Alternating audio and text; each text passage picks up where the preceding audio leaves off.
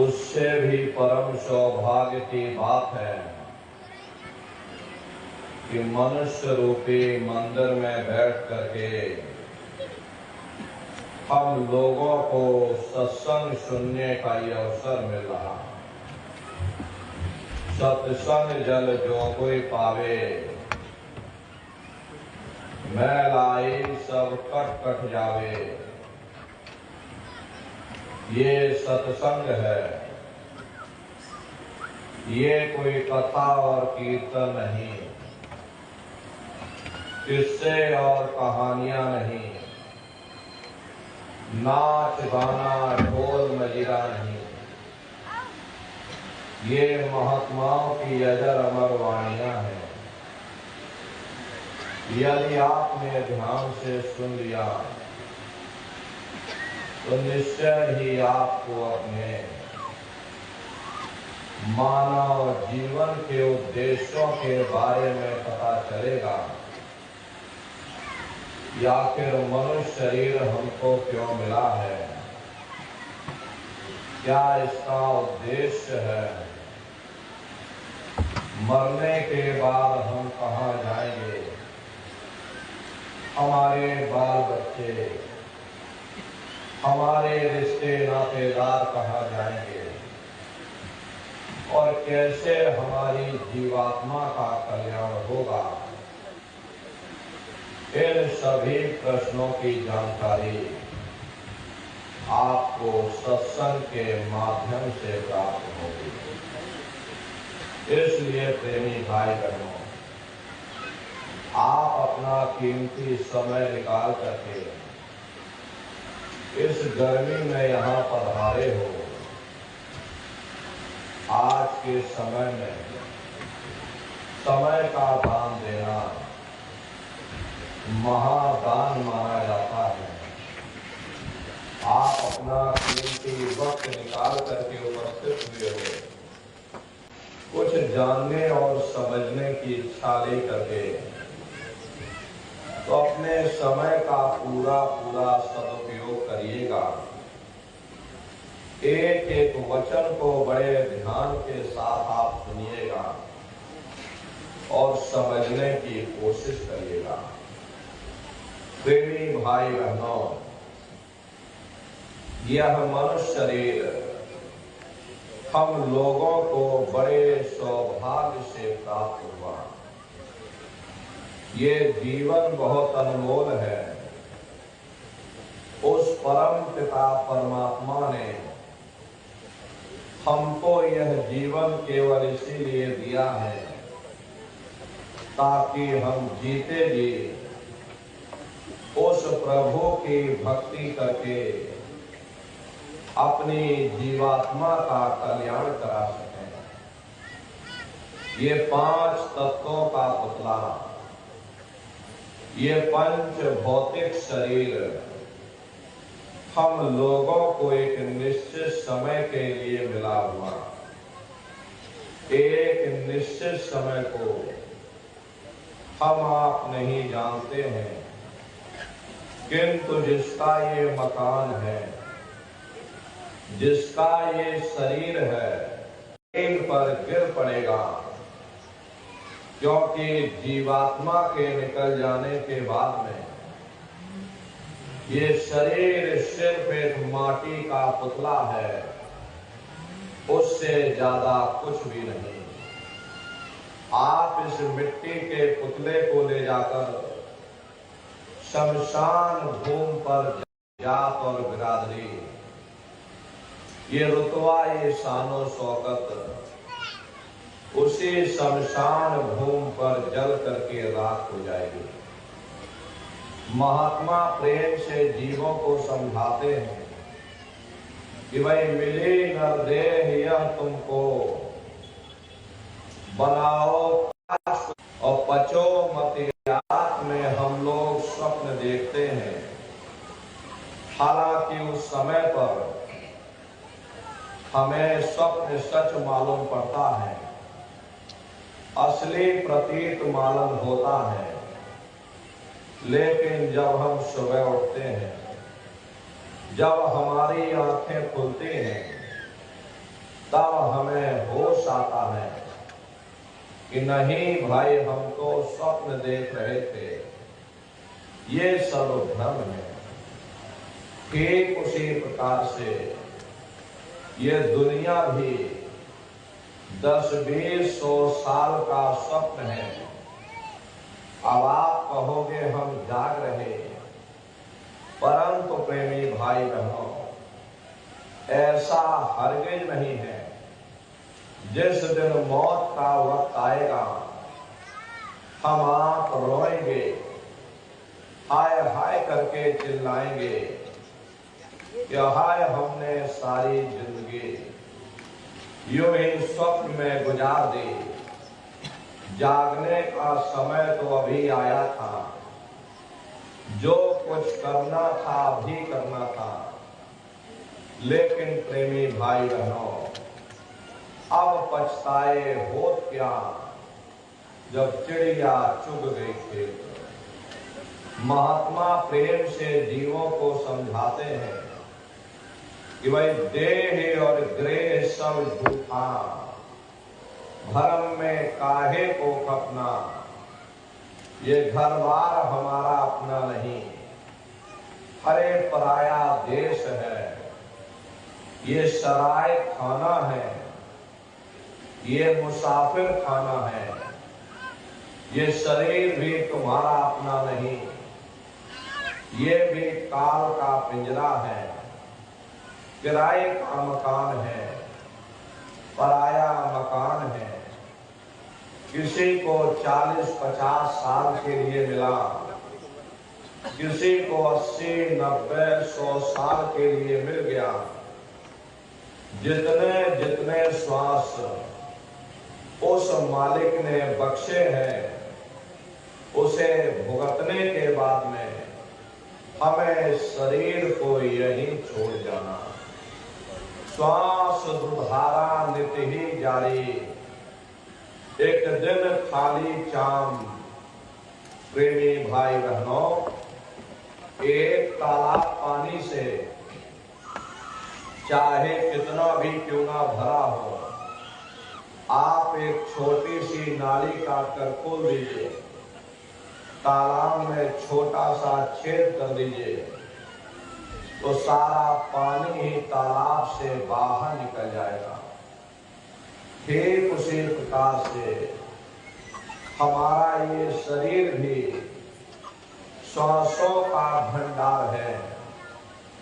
जब तक श्वासों का भंडार जारी है, तब तक हम दुनिया के काम काज में फंसे हुए, दुनिया के कारोबार में हम आप उलझे हुए।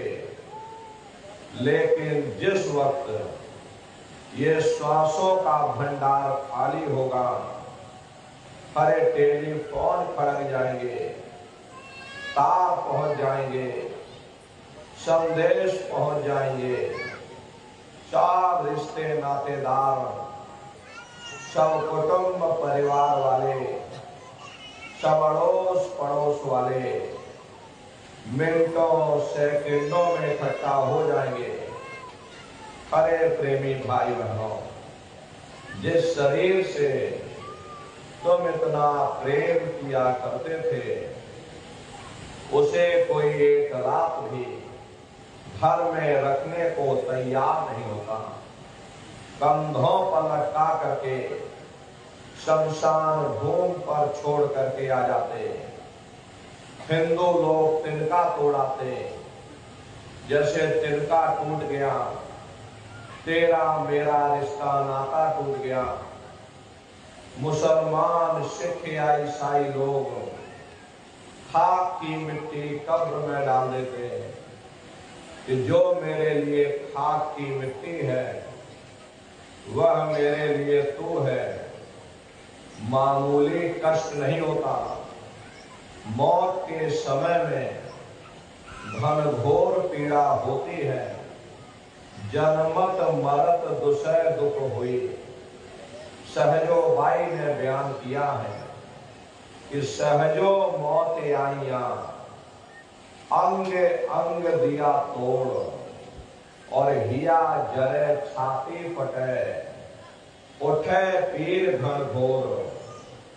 गुरु महाराज सत्संग में फरमाते थे कि जैसे 1,00,000 बिच्छू एक साथ मिल करके हमारे जिस्म पर डंक मारे, उससे भी लाखों करोड़ों गुना ज्यादा मौत के समय में दर्द होता है। जब मृत्यु आती है तो किस तरह से प्राण निकलते हैं, प्राणों के निकलने की क्या प्रक्रिया होती है, पहले उसे आप अच्छे से समझ लीजिए। देखो प्रेमी भाई बहनों, जैसे संसार में महाप्रलय आती है, महाप्रलय के समय क्या होता है, सबसे पहले पूरी पृथ्वी ढह जाती है। ये पृथ्वी पानी में घुल करके पानी बन जाती है। मानव सृष्टि की प्रलय एक बड़ी कयामत है और शरीर की प्रलय एक छोटी कयामत है। तो जैसे ही मौत आती है, सबसे पहले गुदा चक्र टूटता है। सिमटत भास श्वास उठ जावे और प्राण पति जब सिमट समावे, उस समय हमारी श्वासें रुक जाती हैं, शरीर की चेतना पीछे सिमटने लगती है।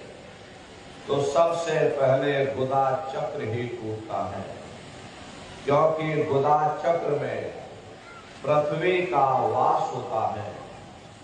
गुदा चक्र टूट करके ऊपर इंद्रिय चक्र में समा जाता है। इंद्रिय चक्र में जल का वास होता, यानी जल ने पृथ्वी को खोल दिया। फिर जब इंद्रिय चक्र टूटेगा तो ऊपर नाभि चक्र में समा जाएगा। नाभि चक्र में अग्नि का वास होता, यानी अग्नि ने फिर जल को सुखा दिया। ये नीचे से सिमटाव होता है, नीचे से ऊपर की ओर सिमटाव होता। फिर जब ये नाभि चक्र टूटेगा तो हृदय चक्र में समा जाएगा। हृदय चक्र में वायु का वास होता है, यानी वायु ने अग्नि को फिर अपने में समाहित कर लिया और इस तरह से वायु आकाश में उड़ गई। ये आंखों की पुतलियां ऊपर पलट जाती हैं, मुंह खुला का खुला रह जाता। महात्मा प्रेम से जीवों को समझाते हैं कि भाई जब यह कर्म कलाई उपजावे, बुद्धि सुरत की आन दबावे, जब यह जीवात्मा पांचों तत्वों को लान करके जल पृथ्वी अग्नि वायु आकाश पांचों तत्वों को लान करके ऊपर आती है, तो ताल ताल में आन दबानी, जब ढर के नैनन से पानी, जब काल अपनी दाल में दबाता है उस समय नेत्रों से पानी निकलता है। इंद्रियां टूट टूट करके चकनाचूर हो जाती, सब रिश्ते नातेदार खड़े रह जाएंगे। डॉक्टर वैद्य हकीम सब आपको घेरे रह जाएंगे। लगे टकटकी दिखे न भाई, वाह समय को करे सहाय। उस समय जीव टकटकी लगाकर देखता है कि कोई मेरी मदद कर दे, कोई मुझे इस पीड़ा से मुक्ति दे दे। लेकिन प्रेमी भाई बहनों, सब नात रिश्तेदार खड़े रह जाते हैं। डॉक्टर वैद्य हकीम सब आपको घेरे रह जाते, लेकिन कोई तुम्हें बचा नहीं पाता। यमदूत आते हैं, प्राणों की डोरी को तोड़ देते और जीवात्मा को खींच करके इस शरीर से बाहर कर दिया जाता। और जैसे ही जीवात्मा शरीर से अलग हुई, ये शरीर हमारा आपका मिट्टी हो जाता।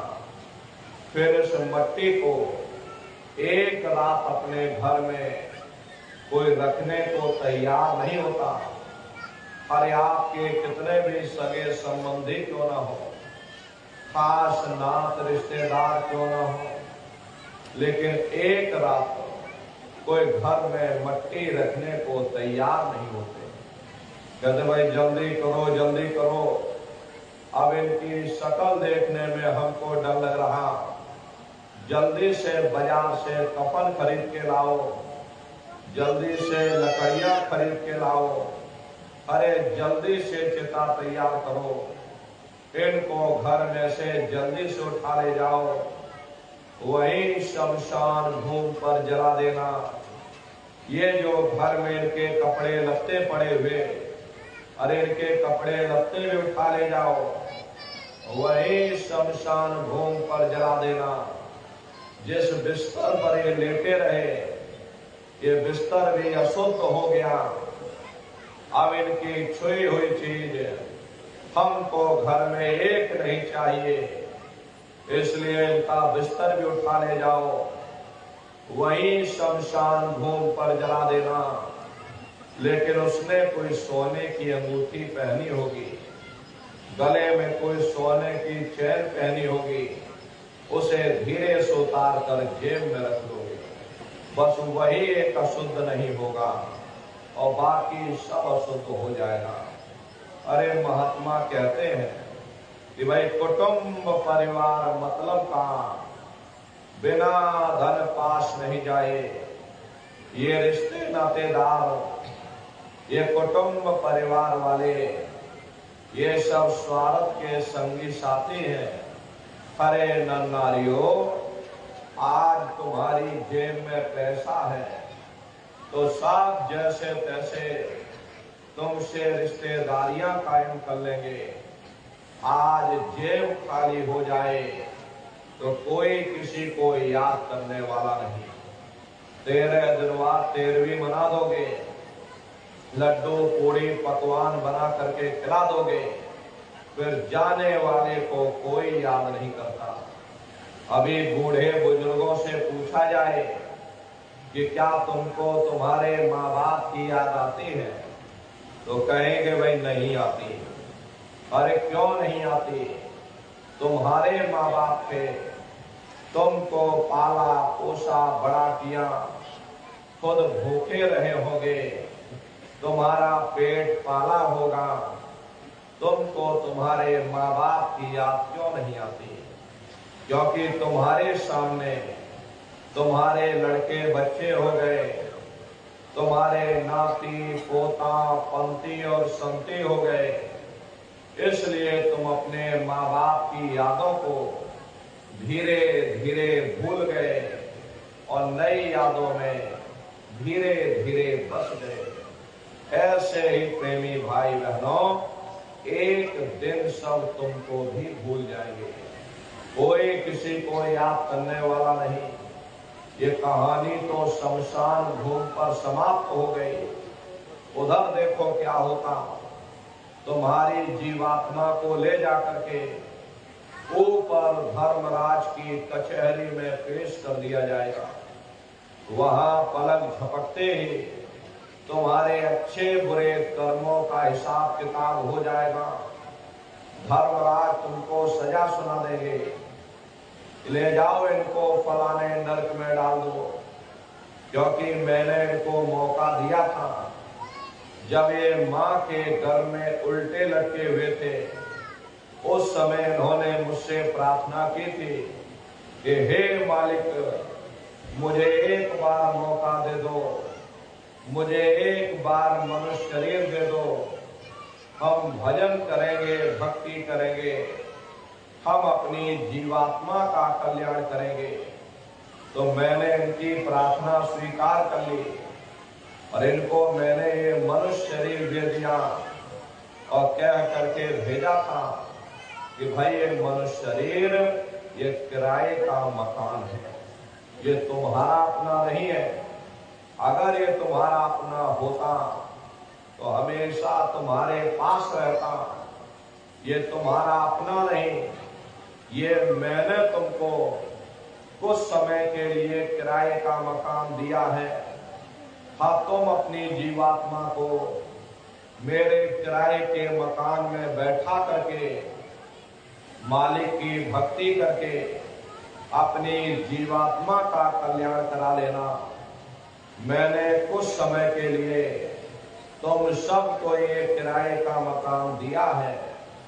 जब समय पूरा होगा मैं अपने सिपाहियों को भेजूंगा, उस समय पर तुम मेरे मकान को खाली कर देना। लेकिन इतना ध्यान रखना कि जैसा साफ सुथरा मैंने तुमको किराए का मकान दिया है वैसा ही साफ सुथरा तुम मुझको वापस लौटाना। लेकिन इस किराए के मकान में बैठ करके इन्होंने अच्छे बुरे कर्म कर डाले। मेरे किराए के मकान को इन्होंने अपने कर्मों से गंदा कर दिया, इसलिए कर्मों की सजा इनको मिलेगी। ले जाओ इनको फलाने नरक में डाल दो। अरे महात्मा कभी झूठ नहीं बोलते। महात्माओं ने जब साधना किया और साधना करके जब ऊपर गए और ऊपर जा करके जब उन्होंने नरकों का हाल देखा तो हमारी आपकी जानकारी के लिए उन्होंने धर्म ग्रंथों में लिख दिया कि लोह के खम्भ तपत के माही, और जहां जीव को ले चिपटाई वहां लोहे के खंभे अग्नि से धड़क धड़क कर लाल हो रहे। ऐसे खोटे जीवों को उन खंभों में चिपकाया जाता। जीव हाय हाय करके तड़पता है। तड़प तड़प जीव जुलम बुखारी, और तपत खम्भ दुखी उपजे भारी। असहनीय वेदना होती है, असहनीय दुख दर्द होता। जीव वहां रोता और चिल्लाता रहता। वहां कोई तुम्हारी पुकार सुनने वाला नहीं, कोई तुम्हारी दर्द भरी आवाज को सुनने वाला नहीं। अरे नर नारियों, ये दुर्दशा क्यों हो गई? क्योंकि हम लोग मनमुखी हो गए, मन के कहे पर चलने लग गए। मन के कहे पर चल करके अच्छे बुरे कर्म करने लग गए। कर्मों का ये जकीरा अंबार के अंबार हमने अपने सिर पर लाद लिए। आज उन्हीं कर्मों का भोग पा रहे। हरे महात्मा कहते हैं कि नर के अनेक अने और हैं, कहाँ लग कहूँ बखान। दुख भोगते यह जीव जो, जाने जो भोग समान। कहते वह एक नरक नहीं, ऐसे वहां अनेकों अनेक नरक बने हुए। अलग अलग खोटे पाप कर्मों के वहां पर अलग अलग नरक बने हुए। ये जीव अपने अपने कर्म के अनुसार अनंतों अनंत युगों तक, वर्षों की बात नहीं कर रहे, अनंतों अनंत युगों तक जीव नरकों की यातनाएं भोगता रहता। और नरकों की यातनाएं भोगने के बाद में इसी जीवात्मा को सीधे मनुष्य शरीर नहीं दिया जाता, बल्कि से 4 खान 84 लाख योनियों में फिर डाला जाता। जैसे बच्चा होता है, अब बच्चा पहले कक्षा 1 पास करेगा, फिर कक्षा 2 में जाएगा। ऐसे वहां पर भी पूरा चैनल बना हुआ।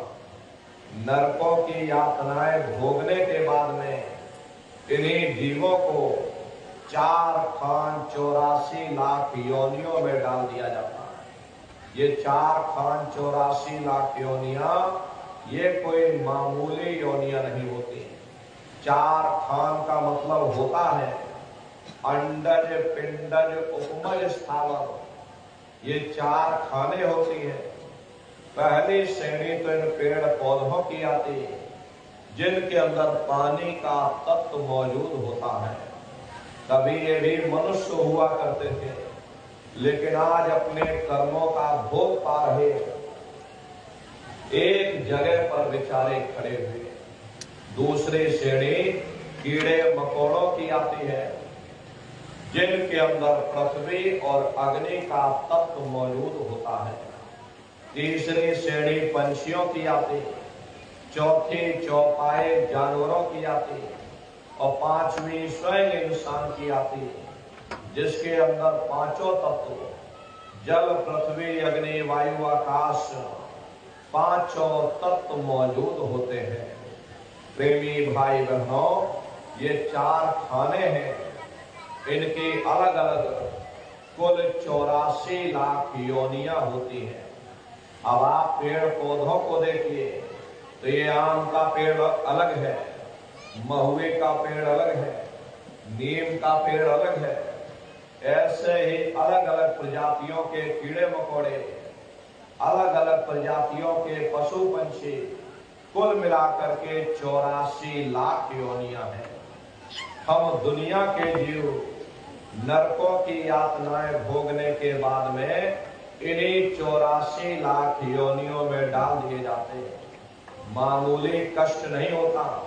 अरे हमको आपको गर्मी लग गई तो हम लोग छाया में आ गए, सर्दी लग गई कंबल रजाई ओढ़ लिया, भूख लग गई रोटी खा ली, बीमार हो गए अस्पतालों में चले गए, अपना अपना इलाज करवा लिया। लेकिन देखो उन जानवरों को, क्या गर्मी, क्या सर्दी, क्या बरसात, एक एक रोटी के टुकड़े के लिए बेचारे दर बदर भटकते रहते। किसी का हाथ कट गया, किसी का पैर कट गया, किसी को जीते जी काट डाला, मुर्गी की गर्दन ही मरोड़ डाली। क्या उनको दर्द नहीं होता? अरे उनको भी दर्द होता है, उनको भी तकलीफ होती। मादा बिच्छू होती है, मादा बिच्छू की मौत कैसे होती? मादा बिच्छू जब अपने बच्चे को जन्म देती है तो उसी के बच्चे अपनी भूख को मिटाने के लिए अपनी माँ की पीठ पर चढ़ जाते हैं और उसी के मांस को नोच नोच करके खाते हैं। वो तड़पती रहती है, कराहती रहती है, लेकिन जब तक हड्डी हड्डी न बच जाए उसके बच्चे अपनी माँ की पीठ से नीचे नहीं उतरते। ऐसे न जाने कितने जीव जंतु इस संसार में भरे पड़े हुए। बीमार बैलों की दुर्दशा देखो, मुंह से पशु का निकलता रहता, लेकिन टनों बोझा उनके ऊपर डाल दिया जाता, डंडा मार मार करके चला जाता। अरे उनको भी दर्द होता है, उनको भी तकलीफ होती है, लेकिन वे बेचारे बेजुबान हैं, कुछ बोल नहीं पाते, कुछ बता नहीं पाते। हम लोगों के अंदर जुबान है, हम लोग बोल बता देते, वे सिर्फ रोते और चिल्लाते रहते।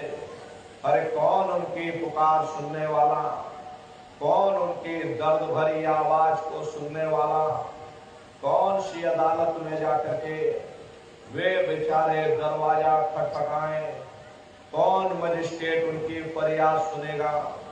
अरे प्रेमी भाई बहनों, कोई सुनने वाला नहीं। कई जन्म भय कीट पतंगा, कई जन्म भय मीन कुरंगा, कई जन्म पंखी सरपोयो, कई जन्म है वर वृक्ष जोयो, मिल जगदीश मिलन की वरिया, चिरंकार यह देश सजरिया।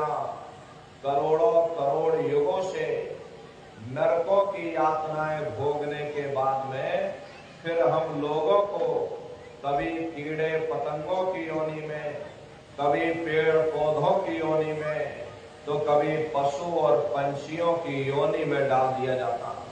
प्रेमी भाई बहनों, 84 लाख योनियों की सबसे जो आखिरी योनि होती है वो गाय और बैल की योनि होती। गाय स्त्री का रूप लेती है और बैल पुरुष का रूप लेते हैं। ये 84 लाख योनियों की सबसे आखिरी योनि यानी कि अंतिम पायदान होता है। उसके बाद तब जाकर के हम लोगों को दोबारा फिर से मनुष्य शरीर प्राप्त होता। इसीलिए कहा गया बड़े भाग्य मानुष तन पाया, कोट जन्म जब भटका खाया, कोटान कोट जन्म जन्मांतरों तक अलग अलग योनियों में भटकने के बाद में तब बड़े सौभाग्य से तुम लोगों को ये मनुष्य शरीर प्राप्त हुआ। बड़े से बड़े देवी देवता भी इस मनुष्य शरीर को पाने के लिए तरसते हैं, क्योंकि उन नरकों से, उन 84 लाख योनियों से निकलने का केवल एक ही दरवाजा है, वह केवल मनुष्य का शरीर है। इसी मनुष्य रूपी मंदिर में बैठ करके हम उस परमात्मा की भक्ति कर सकते हैं। लेकिन बड़े अफसोस की बात है, जैसे किसी को हीरा मिल गया, अब उसे हीरे की परख नहीं, उसने हीरे को गधे के गले में बांध दिया। ठीक उसी प्रकार से ये मनुष्य शरीर उत्तम से उत्तम है, लेकिन इंसान इसकी कद्र नहीं करता। खाने पीने ऐशो इशरत में अपने कीमती समय को और श्वासों की पूंजी को बर्बाद कर देता। महात्मा प्रेम से समझाते हैं कि भाई बड़े सौभाग्य से तुमको ये मनुष्य शरीर मिला। बड़े से बड़े देवी देवता भी इस मनुष्य शरीर को पाने के लिए तरसते हैं, क्योंकि इसी मनुष्य रूपी मंदिर में बैठ करके हम उस परमात्मा की भक्ति कर सकते हैं। इसीलिए संतों महात्माओं ने इस पंच भौतिक शरीर को सच्चा हरि मंदिर कहकर याद किया। ये हरि मंदिर यह शरीर है और ज्ञान रतन प्रकट होए, ये असली हरि मंदिर है। जब भी वो मालिक मिलेगा इसी हरि मंदिर के अंदर मिलेगा।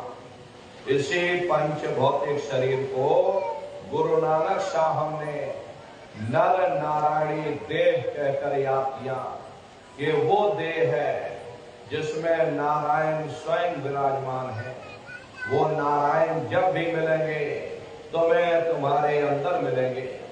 यही कबीर साहब ने लिखा है कि जो तिल माही तेल है, जो चकमक में आग, और तेरा साईं तुझ में, और जाग सके तो जाग। जिस तरह से तिल में तेल होता है, पत्थर में अग्नि होती है, ठीक उसी तरह से वो मालिक हरेक के घट घट में, हरेक के वजूद के अंदर बैठा हुआ। यही आपकी धर्म पुस्तकों में भी लिखा है, अरे मोको का घोड़े रे बंदे, मैं तो तेरे पास में, और ना तीरथ में ना मूरत में, मैं तो हूँ विश्वास में। ना मैं तीरथ में मिलूंगा, ना मैं मूरत में मिलूंगा, ना मैं अन्य किसी कर्मकांड में मिलूंगा, ना मैं ग्रंथों में मिलूंगा, ना मैं पोथियों में मिलूंगा, ना मैं किताबों में मिलूंगा। चाहे सारी उम्र बैठ करके तुम अखंड रामायण पढ़ते रहो, अरे मैं जब भी मिलूंगा तो मैं तुम्हारे अंदर मिलूंगा। हरे प्रेमी भाई बहनों, बड़ी सीधी सी बात है कि अगर खाना बनाने की किताब सारी उम्र बैठ करके पढ़ते रहोगे कि खाना ऐसे बनता है, खाना वैसे बनता है, खाने में नमक डाला जाता, खाने में तेल डाला जाता, तो कभी तुम्हारा पेट नहीं भर सकता। जब तक आप खाना बनाओगे नहीं, उसे खाओगे नहीं, कभी तुम्हारा पेट नहीं भर सकता। हम वेदों की निंदा नहीं करते, हम ग्रंथों की निंदा नहीं करते, हम गीता कुरान बाइबल की निंदा नहीं करते। अरे वेद शास्त्र गीता कुरान बाइबल कहती है कि भाई मनुष्य के अंदर अंड खंड ब्रह्मांड है, स्वयं वो परमात्मा इसके अंदर बैठा हुआ। चलो अंदर चलो, अंदर चल करके उस परमात्मा का दर्शन दीदार करो। अब सवाल ये उठता है भाई आखिर हम अपने अंदर जाकर के उस परमात्मा का दर्शन कैसे करेंगे। तो इसके लिए संतों महात्माओं ने केवल 3 साधन बताए। साधन 3 सारे वर्णे और साधन सब थोथे मांग। इस कलयुग में उस मालिक को पाने के लिए संतों महात्माओं ने केवल 3 साधना बताई। पहला है सुमरन, दूसरा है ध्यान और तीसरा है भजन। सुमरन कहते हैं मालिक को याद करना, ध्यान कहते हैं दृष्टि को एकाग्र करना और भजन कहते हैं कान में उंगली डाल करके उस शब्द को सुनना, उस नाम को सुनना, उस देववाणी आकाशवाणी को सुनना जो 24 घंटे तुम्हारे अंदर गूंज रही। प्रेमी भाई बहनों, ये सुरत शब्द नाम योग की साधना है। इस साधना का भेद सबसे पहले धरती पर कबीर साहब आए, उन्होंने इस भेद को जाहिर किया। उसके बाद में और भी महात्मा आए, गुरु नानक साहब आए, गुरु नानक साहब ने भी सुरत शब्द नाम के भेद को जाहिर किया। उसके बाद और भी महात्मा आए, कबीर, नानक, दादू दरिया, भीखा, रविदास, पलटू जगजीवन,